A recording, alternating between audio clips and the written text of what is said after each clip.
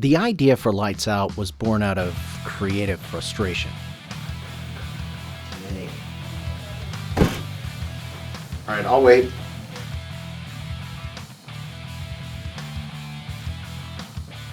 I live in a relatively small city, and getting a crew together to film a short film is kind of difficult to do. I have a film group here in town, and we had scheduled a shoot for a short comedy film.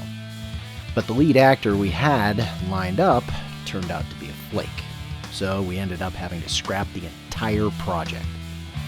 I became determined to write a script that didn't require me to rely on anyone else. Besides, it also gave me an opportunity to use some of the gear that I had lying around. But mostly, I got so burned by the idea that people let you down that I wanted to create something without having to rely on anyone else. And I know that's a bit misanthropic. And for a director, misanthropy is not awesome. Scene 8, shot A, take 1. My first step was to watch horror movies and ghost videos, specifically the Conjuring series and Nuke's Top 5 on YouTube. From that, I wrote a couple of scripts and finally settled on the Lights Out script, which is not related to the popular horror film Lights Out. But based on the action in the story, it was the best title I could come up with for what I was planning on creating, so you'll have to forgive me and hopefully they won't sue me. The first thing I did was to make sure my wife was okay with me disrupting the house for 2 afternoons, and then I waited around until 4 p.m. on both days to start filming. Since I shot this in late November and early December, it was getting pretty gloomy outside pretty early, so that worked very much in my favor. I knew from the outset that I wanted camera moves. One of the biggest problems I'd found making crummy music videos for myself for years was that most of those videos didn't have any camera moves that you could watch in frame, and most of the shots were pretty boring. Most of my transitions were achieved by putting a camera on a tripod and just pointing it in a different direction whenever I needed it and cutting to that footage. For this film, I decided to break out my Cinetics Lynx motorized slider.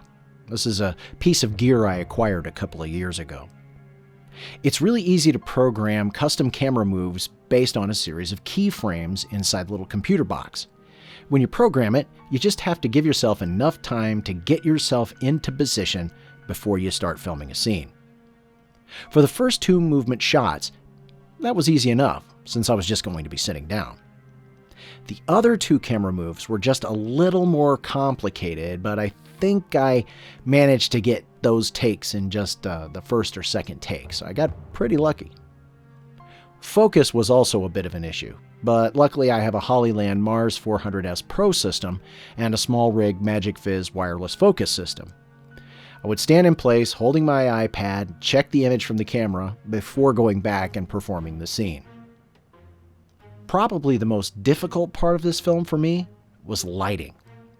I had to keep telling myself that filming requires light. It's kind of the basic principle of the thing. And making the scene ultimately dark would have to be handled in post. If you watch a lot of scary movies, you can see how this actually plays out. The scenes are actually lit very well. And then they clear it up in post. Here you can see a side-by-side comparison of how the stairs scene was shot versus coloring it in post. I used the Insidious LUT from Triune Films and then darkened it down to give it that super dark night feel. Of course, then there's choosing the right villain for the story. Since I couldn't use a real person, and if I did, this experiment would be bust, I found Willard the Mannequin was the perfect choice. He's almost a full head taller than I am and spends most of his time holding up my Mandalorian costume. Yes, I have a Mandalorian costume. How fitting then that all I had to do was make him the bad guy in my film by putting a Sith robe on him. Instant malevolent spirit. He was originally supposed to have a bigger role in the film, but I ultimately decided he was creepier if we only saw him briefly a couple of times. This lets the audience use its imagination as to the horrible things this baddie is capable of at the end of the film when he gets a hold of me. Ultimately, this film took me about 4 hours to shoot and 2 weeks to edit. I really do hope you like my first serious attempt at a film. Please, check out the other videos here on the Blanket Fort Studio Film channel, and please like our videos and subscribe to the channel.